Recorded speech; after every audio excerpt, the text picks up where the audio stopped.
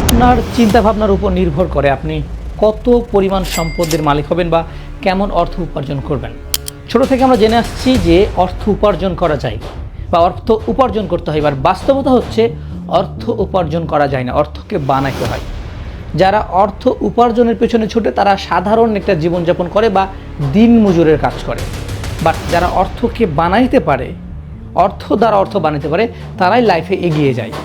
So কেন একটি দেশের, সমাজের বা জাতির অর্থনীতি বেড়ে যায় বা কমে যায়, তা আজকে আমরা how an economy gross and why it ক্র্যাশেস এই বইয়ের একটি গল্প থেকে জানার ট্রাই করব। সো বহু বছর আগে মানুষ একটি সমুদ্রের ধারে একটা দ্বীপে মাছ ধরতো। সেখানে 3 জন মানুষ ছিল, এই 3 জন মিলে মাছ ধরতো। তো এদের নিয়ম ছিল যে এরা সারা দিনে শুধুমাত্র একটি মাছ ধরতে পারবে, আর একটি মাছ ধরে ওটা সারাদিন খেয়ে দিন পার করবে। সেখানে অন্য কোনো জীবনযাত্রা ছিল না। সকালে উঠবো ঘুম থেকে, মাছ ধরবো, মাছ ধরে বাসায় নিয়ে যাব, খাবো, দ্যাটস ইট। এইভাবে তাদের জীবনটা চলতো। এখন ভালো কথা, এভাবে এভাবে চলার কারণে তাদের কোনো সঞ্চয় ছিল না। মানে একটি মাছ ধরবে, খেয়ে শেষ, তাদের তো কোনো সঞ্চয় হবে না, টাকা পয়সা জমা হবে না, তাদের কোনো ঋণ ছিল না, তারা কোনো ঋণ করতো না। সকালে উঠতো, মাছ ধরতো, খেত, ব্যাস শেষ। সঞ্চয় ছিল না, ঋণও ছিল না, কোনো বিনিয়োগ ছিল না, মানে কোনো ইনভেস্টমেন্ট ছিল না যে আমি ইনভেস্টমেন্ট করে সেখান থেকে টাকা ইনকাম করবো। মানে যাকে বলে দিন আনা দিন খাওয়া। সকালে উঠতো, মাছ ধরতো, খেত, জীবন শেষ, ধুমসে ঘুমাতো। এখন এদের মধ্যে আবুল নামে যে ছেলেটা, আবুল নামে, এই যে গালে হাত দিয়ে চিন্তা করছে, দেখছেন বেটা গালে হাত দিয়ে চিন্তা করছে, এই আবুল চিন্তা করলো যে দেখো, যে আমরা প্রতিদিন একটা মাছ ধরি, সারাদিনে একটা মাছ ধরি, এমন কিছু তৈরি করা যায় না যে আমরা একসাথে অনেকগুলো মাছ ধরতে পারবো, 4টা-5টা মাছ ধরতে পারবো।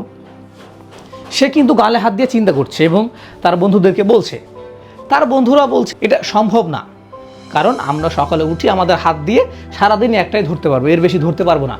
অনেক সময় আবার আমরা ধরতেও পারি না, তাহলে একদিনে কিভাবে অনেক মাছ ধরবো, এটা হবে না। তাই এ আরামসে ঘুম দিয়েছে, এও বসে আরাম করছে। বাট এই যে বেটা তখন চিন্তা করছে যে না, আমি এমন কিছু বানাবো যেন একদিনে আমি একাধিক মাছ ধরতে পারি, সো একটা খেয়ে যেন আরও বাকিগুলো বিক্রি করে আমি বেশি টাকা উপার্জন করতে পারি। সেই আইডিয়া থেকে সে চিন্তা করলে একটা জাল বানাবে, যে জাল দিয়ে সে মাছ ধরবে। এখন হাত দিয়ে ধরতে গিয়ে কাদাতে অনেক সময় হাত পিছলে মাছ চলে যায়, বাট জাল দিয়ে যদি মাছ ধরে তাহলে সেই মাছটা ধরতে পারবে এবং একাধিক মাছ ধরতে পারবে। এই আইডিয়া তার বন্ধুদের সামনে বলতে থাকলো। তার বন্ধুরা বলল, তুই যে আজকে সারাদিন ব্যয় করে জাল বুনবি বা জাল বানাবি, আজকে তুই কি খাবি? তোকে তো না খেয়ে থাকতে হবে। এখন তোকে তো আমরা সাহায্য করবো না, সব ভালো করে দেখ, তুই যদি জাল বানাস তাহলে না খেয়ে বিকালে বাড়ি ফিরলে আমরা খেতে দেব না। কিন্তু এই লোক চিন্তা করলো যে না, আমি নতুন কিছু আবিষ্কার করেই ছাড়বো, মানে এমন কিছু বানাবো যেন ওইটা বানিয়ে আমি ভালো কিছু করতে পারি। সেখান থেকে শুরু করে সে সারাদিন সকালে জাল বানাতে শুরু করলো। সে কিন্তু ক্ষুধার্ত পেট, তার কোনো সঞ্চয় নাই, সে যে খেতে পাবে তার কোনো আশা নাই। এদিকে যারা তার বন্ধুরা ছিল তারা মাছ মারতে গেল, তারা মাছ ধরছে, তারা তো জানে যে আমরা মাছ ধরতে পারবো, খেতে পারবো নিশ্চিত। দিন শেষে সে একটা জাল বানিয়ে ফেললো। বানানোর পর তার বন্ধুরা যখন মাছ ধরে হেঁটে যাচ্ছিল তখন তাকে দেখে হাসাহাসি করছিল, কিরে আবুল, তুই জাল বানিয়ে ফেলেছিস, এখন কি করবি এই জাল দিয়ে? সে বললো যে আমি মাছ ধরবো, তোমার দেশে একটু বেশি মাছ ধরে বিক্রি করবো। তার কথা শুনে তো সবাই হাসাহাসি করছে, তাকে পাগল বলছে যে তুই আজকে তো না খেয়ে থাকতে হবে, কালকে তুই মাছ ধরতে পারবি এর কোনো নিশ্চয়তা আছে? জাল ছিঁড়ে মাছ পালিয়ে যাবেন এর কোনো নিশ্চয়তা আছে? কিন্তু সে হার মানলো না, সে বলল যে ঠিক আছে, দেখি না, যদি জাল ছিঁড়ে মাছ পালিয়ে যাক, বাট আমি চেষ্টা না করে কেন হাল ছাড়বো। তখন এই বেটায় কী করলো, জাল নিয়ে নদীতে মাছ ধরতে শুরু করলো। বেশ কিছু সময় মানে পারলো না, মাছ ধরা পড়ছে না, বাট ঘন্টা খানেকের মধ্যে হুট করে একটা মাছ ধরা পড়ে গেল, চুট করে। এটা দেখে তার বন্ধুরা তো অবাক, দেখুন কি পরিমাণ চোখ পেকড়ে দেখে আছে। তার বন্ধুরা বলছে, কিরে, আমাদের মাছ ধরতে সারাদিন লেগে যায়, এই বেটা 1 ঘন্টার মধ্যে মাছ ধরে ফেললো। অবাক। 1 ঘন্টা পর আবার একটা মাছ ধরে ফেললো। তার বন্ধুরা তো আরও বড় বড় চোখ করে বলে, আরে কিরে, কাহিনী কি, বেটা আজকে কি হয়েছে? এমন করতে করতে সে 4টা মাছ ধরলো। 4টা মাছ ধরে একটা মাছ খাওয়ার জন্য বাসায় নিয়ে গেল এবং 3টা মাছ বিক্রি করে এক্সট্রা টাকা অর্জন করলো। এবং এই 3টা মাছের টাকা দিয়ে সে আরও 2টা জাল বানালো এবং 2 বন্ধুকে কাজে রেখে দিল। বললো, তোরা আজ থেকে আমার এখানে কাজ করবি, তোদের খাওয়া দাওয়া দায়িত্ব আমার, তোরা শুধু আমার জন্য মাছ ধরবি। সো এখন তার কাছে যে 3টা জালে 3 বন্ধুতে প্রতিদিন করে 15-20টা করে মাছ ধরতো এবং এই ব্যাটারি যে একটা আইডিয়া করেছিল যে আমি এমন কিছু করব যেন আমাকে সামনে আর কাজ না করতে হয়, বসে খেতে হয়, সে অনেক সম্পদের মালিক হয়ে গেল এবং তারা ওই দিন মজুর করতেই থাকলো, মানে তারা আন্ডারে কাজ করতে থাকলো।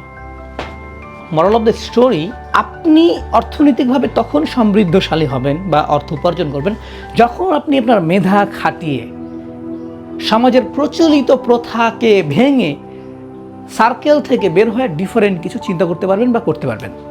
যখন আপনি ডিফারেন্ট কিছু চিন্তা করবেন, মানুষ আপনাকে নিয়ে হাসাহাসি করবে, ইটস নর্মাল, এটা স্বাভাবিক। পৃথিবীতে এই পর্যন্ত কেউ নাই যে সমালোচনার শিকার না হয়ে লাইফে বড় কিছু করেছে, তাকে নিয়ে হাসাহাসি না করে সে বড় কিছু করেছে। প্রত্যেকটা বিখ্যাত মানুষ, প্রত্যেকটা বড় মানুষ আগে মানুষের হাসির পাত্র হয়েছে, মানুষ তাকে নিয়ে হাসাহাসি করেছে, সমালোচনা করেছে, তারপরে সে যে আইডিয়াটা নিয়ে কাজ করেছে সে আইডিয়াতে সাকসেস হয়ে পুরো পৃথিবীকে দেখিয়ে দিয়েছে যে হ্যাঁ আমি তোমাদের চাইতে আলাদা।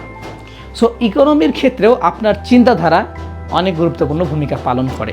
আপনি যদি মনে করেন যে আপনি দিন যাচ্ছেন, খাচ্ছেন, এটা লাইফ খুব ভালো চলছে, নো, আপনাকে এমন কোনো একটা কাজ করতে হবে, হয়তো বা সেই কাজটার পেছনে সময় ব্যয় করবেন, আপনি আজকে না খেয়ে থাকবেন, কিচ্ছু পাবেন না, 1 টাকা উপার্জন করতে পারবেন না, কিন্তু আপনি 5 বছর 6 বছর ব্যয় করে সেই কাজকে এতটাই স্ট্রং করে তুলবেন, 5 বছর পর আপনি 1 বছরে যত টাকা ইনকাম করবেন আপনার বন্ধুরা 10 বছরে তত টাকা ইনকাম করতে পারবে না।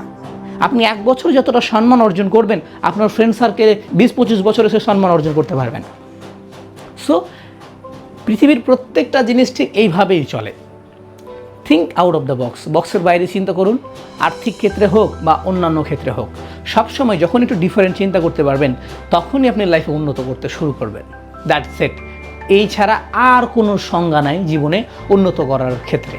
আশা করি গল্পটা আপনাদের জীবনে গুরুত্বপূর্ণ ভূমিকা পালন করবে। Thank you.